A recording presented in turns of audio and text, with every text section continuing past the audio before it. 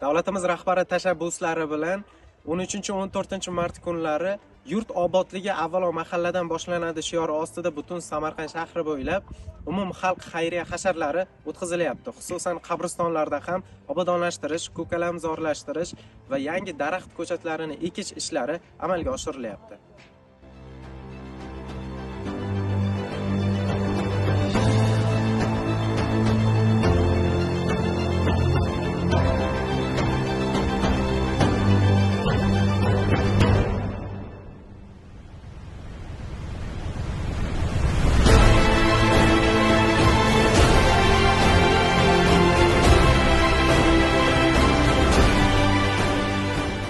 Ro'za Ramazon oyida mana prezidentimizni rahbarligida umumiy xalq hashari e'lon qilingan edi.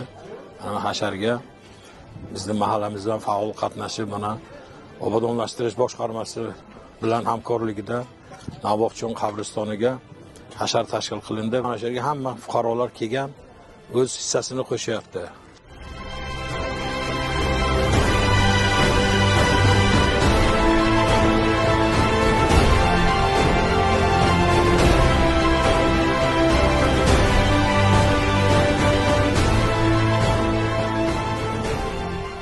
Bu ishlarni tashkil qilib turganlar, bosh bo'lib turganlar, ishtirok etayotganlar, Alloh har birlarini ajrini ziyoda qilsin.